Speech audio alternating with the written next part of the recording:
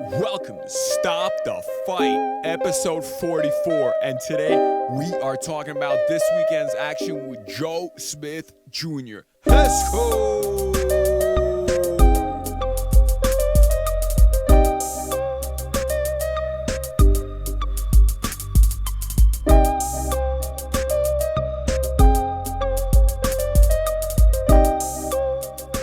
All right, our light heavyweight WBO champion Joe Smith Jr. is back this weekend, fighting against Steve Gertford. Now, Steve Gertford is, of course, a last-minute replacement. The other guy, I keep forgetting his name, came down with COVID and, I had to pull out, obviously. Joe Smith, the light heavyweight fight, is going on, and Steve Gertford is coming in. The 31-year-old Orthodox fighter who's 6'2", 18 wins, 2 losses, 12 wins coming by way of knockout, 1 loss by knockout. A little caveat here is both losses occurred in his first 2 fights of his career. You guys heard of Bernard Hopkins losing his first fight. Well, Steve here lost his first 2 fights and continued on to be undefeated since that point. Now, off the top of my head, you look at a fighter like Steve. You look, let's call him Gertford. You look at a fighter like Gertford, and you say he's got absolutely no shot. No way. And, you'd kind of be right. He's actually only fought once in the past 3 years since 2018 against Denis Grachev. I don't know if I talked about Grachev before, but Grachev's claim to fame, at least on my end, is beating Ismail Salak in an upset. He didn't do much of anything else that was particularly notable in the sport, but that was an upset at the time, as Salak was really an up-and-coming fighter and was, at least people thought he would be a legit contender. That never materialized. Salak never became, a very good fighter, to say the least. I'm trying to be fair, but he never became a very good fighter. Grachev then went on to, of course, lose to Butte, and then a slew of other fighters, a lot of knockouts, a lot of wear and tear on this guy. And Grachev was, again, like I said, the last opponent that Gertford had fought. Fought him earlier last year in March. So, it was an 8-round fight that he won by unanimous decision. I didn't see the fight based on the score, 79-73, 78-74 twice. It was clear, not particularly competitive. Other wins that Gertford has on his resume that you guys may know is Dmitry Suhorsky, who was knocked out by Adonis Stevenson a while back. He's got a couple of other okay names on here, but generally speaking, a very poor resume by Gertford. And you really have to wonder how a fighter whose last fight was against Denis Grachev in an 8-round, and the previous fight was victory over Zoltan Serra in a 6-round fight, is going to be remotely competitive with Joe Smith Jr. And the honest truth is he's probably not. He's probably not. The casinos I think I currently have him on DraftKings is a plus 700 underdog. Now that sounds about right. You couldn't even blame the casinos if they wanted to take it a step further and take the underdog to be higher, because truthfully, that's pretty paltry. In his last 3 fights, he fought the Suhorsky, right? Which he did wind up getting the stoppage victory over in the 7th round. But then he fights a 6-round fight against, like I said, Zoltan Serra, and then 3 years off, and he fights Denis Grachev, which he takes to unanimous decision in 8. And Grachev has been stopped by many fighters. So, again, by many, I shouldn't say many fighters, but Grachev's got three stoppage losses. So you have a fighter who doesn't have that much pop, based on what we're seeing, at least against his best fighter, which is probably Grachev, although people can say maybe it's Suhorsky. He couldn't get him out. And this is a pretty old Grachev in 2001, a very shot-born Grachev. You would think he would get him out. So it doesn't seem like he has much of a chance against our boy Joe Smith, who is, has a granite chin. Actually had his jaw broken in a fight, if I remember correctly. granite chin, never been stopped. He's been defeated. Kind of like an infinite power horse, just keeps coming forward, keeps shooting shots. In his victory against Jesse Hart.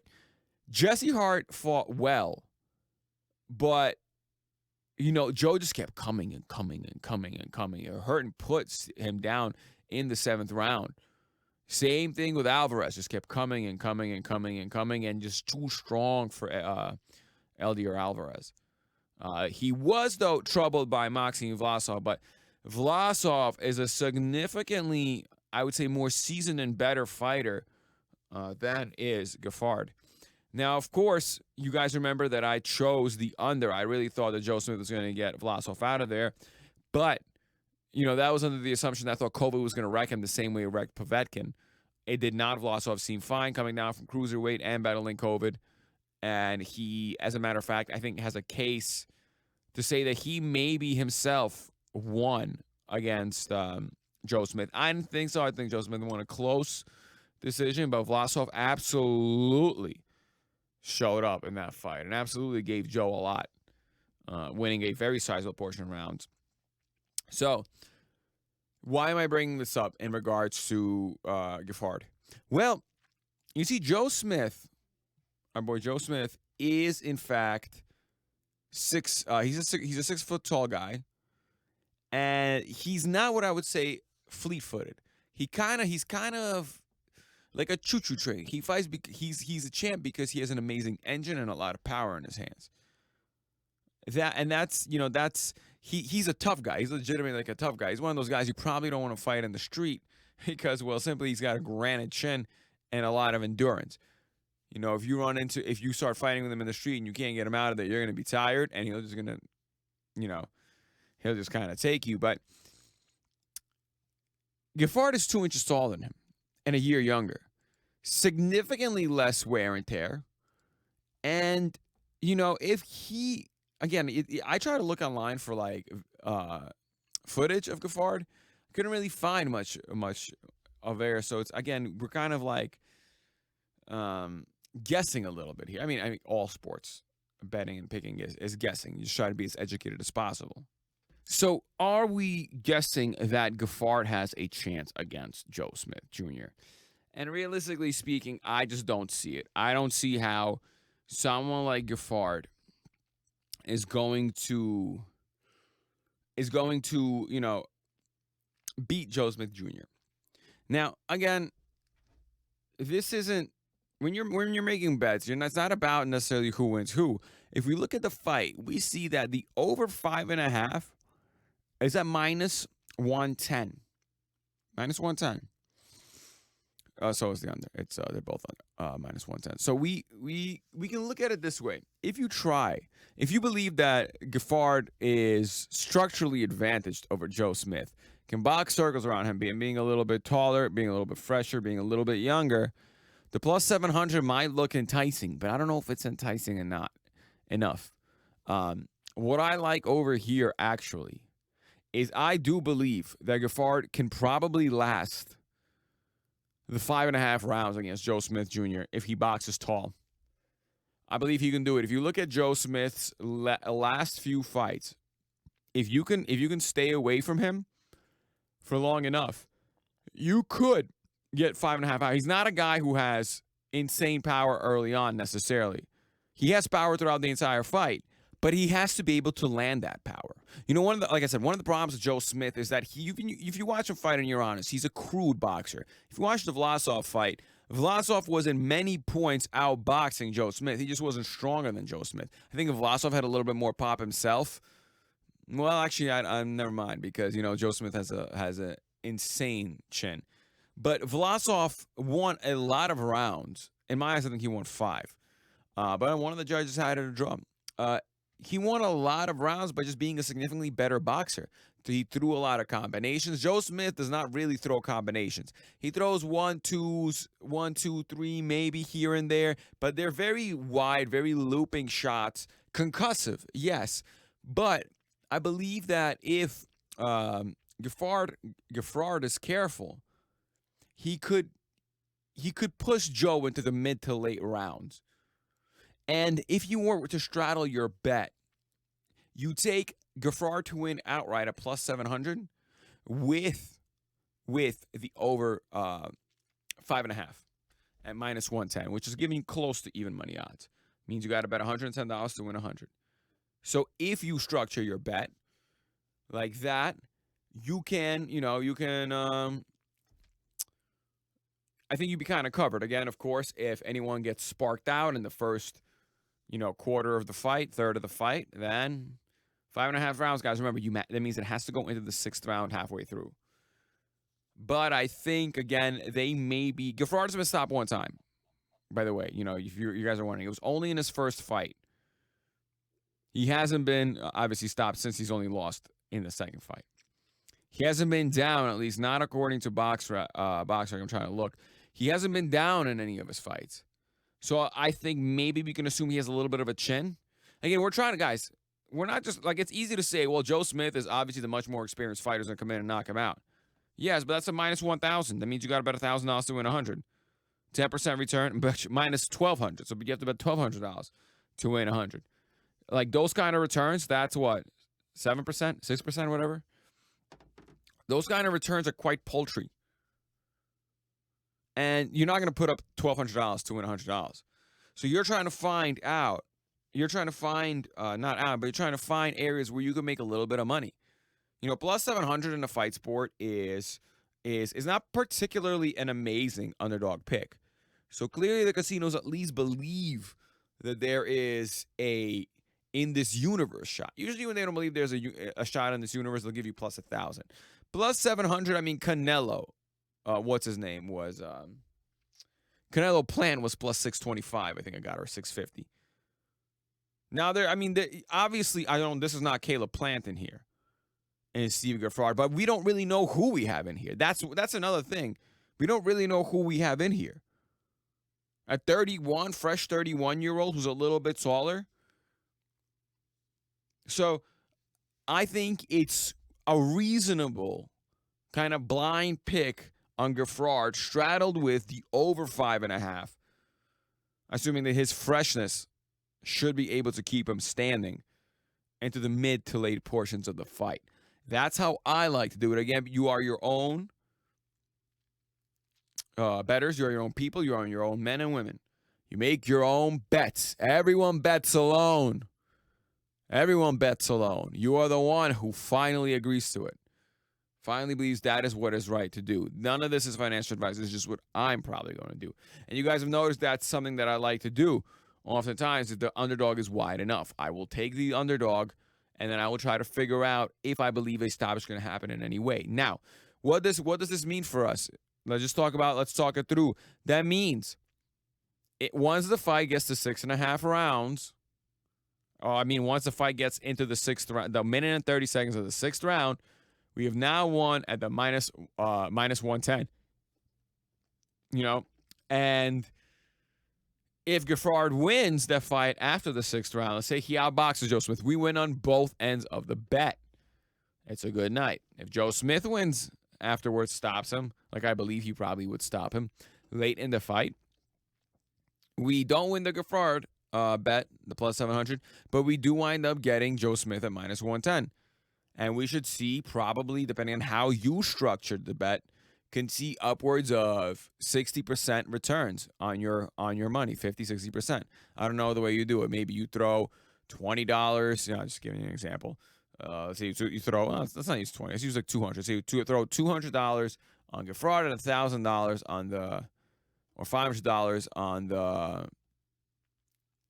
on the minus 110, approximately. So let's say the minus 110 clicks. That will probably give you a $450 win, right? You lose on the Gaffard $200 bet. You come out netting yourself $250. $250 on a $500 bet. Again, 50%, right? Just so you guys understand, what I'm saying and what you structure this way. If, of course, late in the fight, Gaffard just wins outright. Let's say he knocks him out early on in the fight. Crawford comes out and knocks him out early on in the fight. You win $1,400 because that's what it means. 7 times your money at plus 700. So 7 times 2, 14, 1,400. You lose the 500. You're plus 900 on the bet, right? Of course, now if Gaffard wins after the minute and a half of the 6th round, you win both ends. You understand what I'm saying? You're gonna win $450 on the $500 bet, and then you're gonna win $1,400 on the $200 bet or payout. You're gonna be paid out $1,200 or $1,400, whatever, $950. So it's gonna be a really good night for you, of course. I'm just giving you a small example. Of course, you can make this bet with $20 and $50 or whatever it is that you want to do. You're your own people. I'm just giving you like the quick look around. But you will absolutely make $0 and lose all your money if Joe Smith comes out and stops him in the first half of the fight, basically. If you will come outside and all of a sudden he gets hit and he's wobbled, if Gaffard gets hit and he's wobbled in the first round, you're in trouble because you will lose on both ends of the bet. Of course, this is the nature of the business of the boxing business. So again, like to reiterate, why am I choosing what I'm choosing? I believe that Joe Smith is a slower kind of fighter, not fleet-footed. He comes forward, straight lines often, smothers you, wide shots.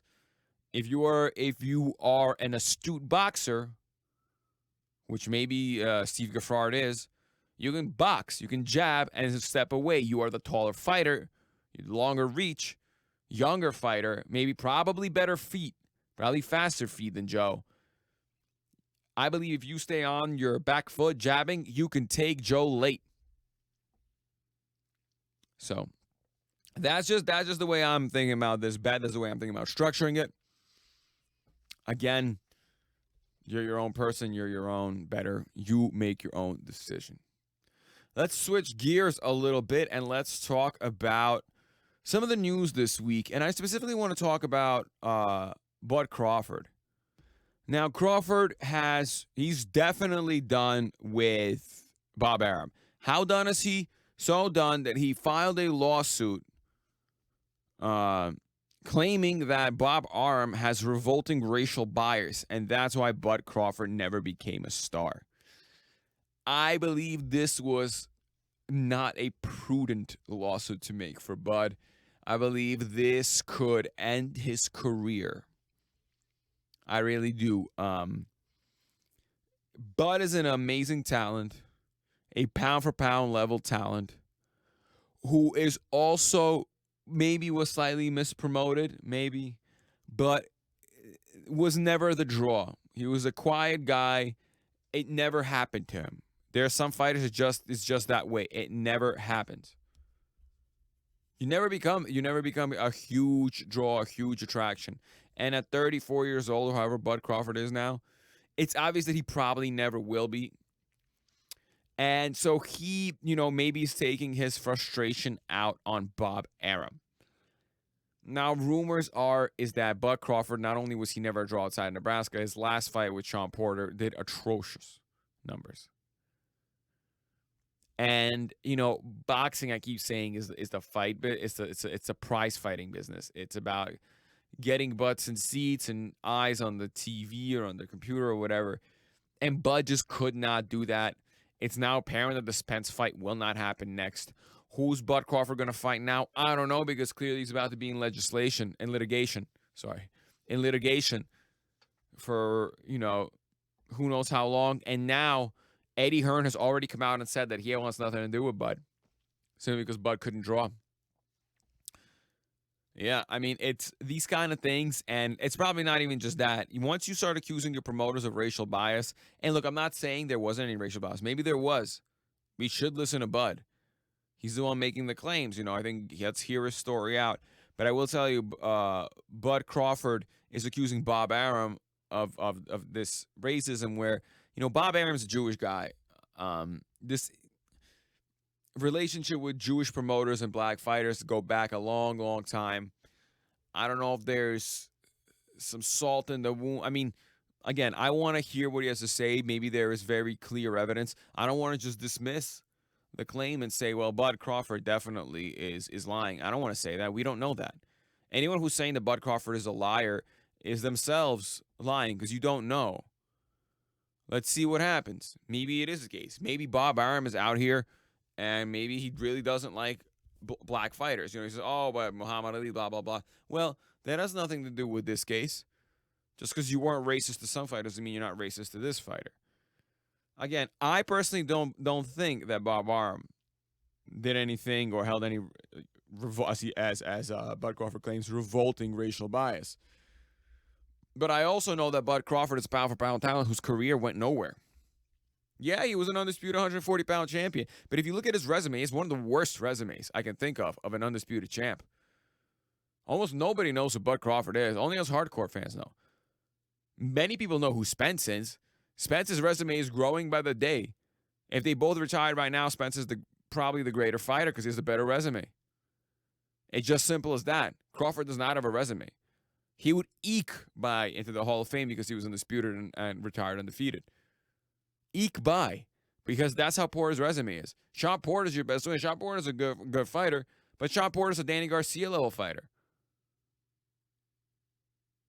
You know, like Spence has got Mikey. Spence has got Danny Garcia. Spence has got Sean Porter. You know, Spence has got better fight. He's got more of these kind of fighters. So there are eye tests in boxing. And sure, Terrence Crawford kind of passes them all. But Terrence Crawford has not been the pound-for-pound number one fighter probably for years. There's only a short period of time he was pound-for-pound number one before Lomachenko took it. And now Canelo unquestionably is the pound-for-pound number one fighter. It's not Terrence Crawford. You do not just go based on eye tests for your entire career. You got to fight somebody. And he did well against Sean Porter, but Sean Porter did kind of okay against him too. Let's be frank. So, like I said, this is one of those things. Be careful when you sue your promoters, guys. Because depending on how you sue the promoter could mean that you are left on your own. And Crawford is not being claimed. This isn't Mayweather who leaves Bob Arum. This is Terrence Crawford who's leaving Bob Arum. A different fighter. Terrence Crawford to the average person may as well be like literally who. So, very, very kind of sad case. I understand the frustration of Bud. Like I said, I think we should absolutely listen to him. Listen to the accusation that he makes. If there truly is something to him, you know, maybe some of the blame can be attributed to Bob Arum. I mean, I'm sure it is anyway, regardless of the racial bias stuff, but maybe more so than we are led to believe. So, again, I'm sure we'll keep watching. There was a little bit of a dust-up on social media between Tyson Fury and Vladimir Klitschko. Tyson Fury called Usyk a steroid man because he, you know, Tyson in his own world, he came up from middleweight and wound up beating Joshua. So Tyson Fury should shut up because the only fighter out of Tyson Fury, Anthony Joshua, Usyk, or Vladimir Klitschko that has ever got caught with any sort of steroid or performance-enhancing drug in their system, it is none other than Tyson Fury himself. And that's the truth. So he should go around and cast that steroid stone, you know, with some caution. Because he should cast it upon himself first.